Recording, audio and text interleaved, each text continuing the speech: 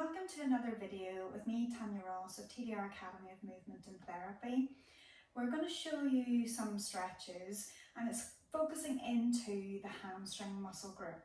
So first of all, I'm going to show you a stretch just from the floor, and then we're going to take it up onto a chair as well, just to give you another option to see what makes it easier for you to apply the stretch or what gives you the best effect.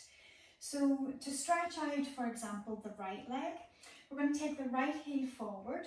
I'm going to lean on the left thigh, so you don't lean on the right leg because then you're putting pressure on the joint, possibly into hyperextension. So you want to put the pressure onto the left leg.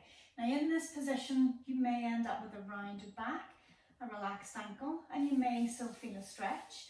Rounding your back, if it's intentional and the core is engaged, is okay, but can you maybe try to find a little bit more lengthen through the hamstring by pulling the attachment point higher by lengthening through your back. And with a straighter back, better mechanics potentially, but also it may give you a stretch into a different part of the hamstring where you feel that you need it. So you can experiment with both, maybe a rounded back or a flat back, but just make sure your core is engaged while you're doing the stretch. So you're holding it through there with a relaxed ankle. The focus is on the hamstring. And as you're holding, if you haven't watched our video on how to stretch, maybe check it out first. I'm not going to go through the details, but while you're holding, again, elicit that sensation. It's enough of a stretch, a comfortable discomfort, and wait for that to ease. So with that, if I wanted to bring the calf just as another note into it to increase it, you could pull the toes towards the shins. And again, you can play with that just to see what level do you need to take that to bring the stretch to a suitable level. Now, depending on how flexible you are, you might find that that's not enough of a stretch.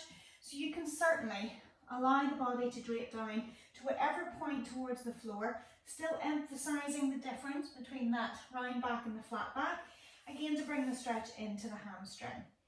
When you're finished, you could use knee support to come back up, just again to protect the back.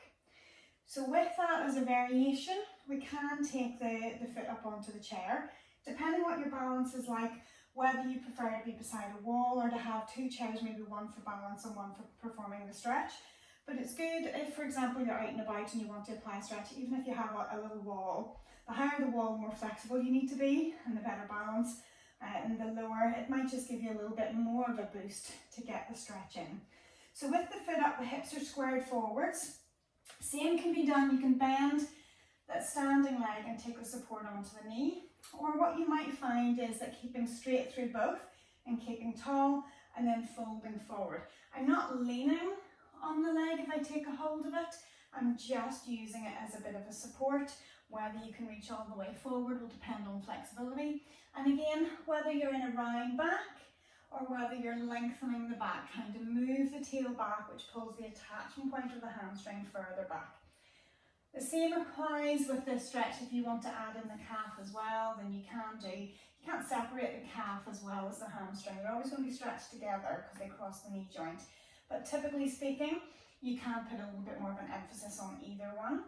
So from there, again, you're holding a comfortable discomfort, holding for whatever length of time it needs to for you to relax into it. When you're coming up out of this one, again, you can use the standing leg to push down, soften the knee and bring it back out. One of the little variations that you can do with this, if I show you, for example, just the floor stretch, is the angle that your leg is placed at. So if I was to place my leg pointing straight ahead, knee pointing forward, toes pointing forwards, it's almost like a midline stretch. And your hamstrings, there's three different parts and they're not necessarily running through the centre line. So you do have to vary the position. So what you can do, you can rotate the thigh outwards, rotate the foot outwards. And as that rotates out and you take the stretch again, same position, still trying to either go for that intentional core engaged round back or lengthened, again, core engaged.